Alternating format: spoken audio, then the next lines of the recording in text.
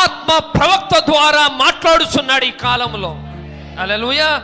ఆయన 7వ సంఘ కాలానికి దేవుని చేత పంపించబడిన ఏలియా ఆత్మీయ శక్తి కలిగిన ప్రవక్త. ఆయన యెహోవా నియమించిన మహాభయంకరమైన దినము రాకమునుపు మీ యొద్దకు ఏలియాని పంపిస్తానని వాగ్దానము చెప్పాడు ఆయన.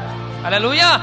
ఆ వాగ్దాన ప్రకారముగా మన పిల్లల యొక్క హృదయాన్ని అపోస్తులైన తండ్రుల యొక్క విశ్వాసము తట్టు తిప్పడానికి వచ్చిన ప్రవక్త ఆయన. హల్లెలూయా. పడిపోయిన బలిపీఠాన్ని కట్టడానికి వచ్చిన ప్రవక్త ఆయన. ఆయన విమర్శించే స్థాయి ఈ రోజున వీళ్ళని. ఎలా పడితే అలా మాట్లాడుతా ఉన్నారు. ఒక రోజున నువ్వు మాట్లాడిన మాటకి తీర్పు తీర్చబడుతుంది. హల్లెలూయా.